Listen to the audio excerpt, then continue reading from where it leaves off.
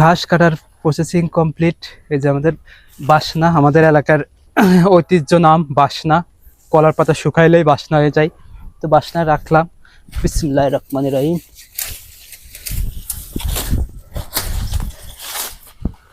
আমাদের ঘাসগুলো যদি বতি হয়ে গেছে, এর জন্য আমরা কিছু কিছু সময় দেখা যাচ্ছে আগার থেকে কেটে নিচ্ছি, গুঁড়াটা ফেলে দিব, কারণ গুঁড়াগুলো গরুতে খেতে চায় না। এই জন্য আমরা গুঁড়াগুলো রেখে দিব। বিসমিল্লাহ। তো এইভাবে কাটতে আমাদের একটু সমস্যাই হবে এবং সময়ও বেশি লাগবে। আর আপনারা যারা ঘাস লাগাবেন তারা একটু দ্রুত কেটে ফেলবেন, তাহলে গুঁড়াগুলো সুন্দর মতো গরুতে খাইতে পারে। আর আমাদের মতো যদি একটু বয়স হয়ে যায়, তাহলে এই গুঁড়াগুলো আলাদা কাটে ঠিক এইভাবে ফেলে দিতে হয়।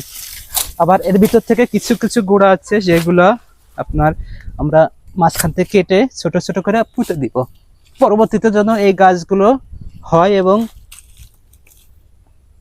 এর থেকে যেন আবার চারা বের হয়। তো আমাদের কাজগুলো এইভাবেই।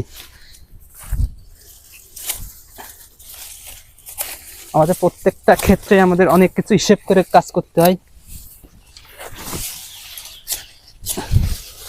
আর এর ভিতরে আমাদের ঘাসের ভিতরে দেখতেই পাচ্ছেন অনেক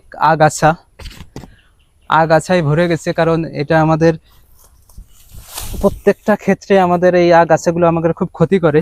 আর এর ভিতরে ঘাসের সাথেই বড় হয়ে গেছে আগাছা। তো আগাছাগুলো আমরা কেটে দিব, প্রত্যেকটা দেখে দেখে কেটে দিব, যাতে এই ঘাসগুলো ভবিষ্যতে যেন সমস্যা হয়ে না দাঁড়ায়।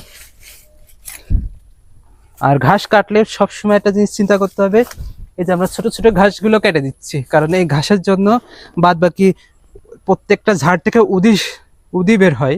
উদি বলতে আপনার এই চারাগুলো বের হয়, চারাগুলো যেন সঠিকভাবে বের হইতে পারে, এই জন্য আমরা পুরোটাই আমরা কেটে দেওয়ার চেষ্টা করি। এটাও গরুতে খেয়ে ফেলে, এটা কোনো সমস্যাই হয় না। তো আমরা এইভাবেই কাটি। যদি আমাদের অনেক সময় লাগবে, তারপর পরেও কিছু করার নাই, আমাদের সময় দিয়ে কাজ করতে হবে।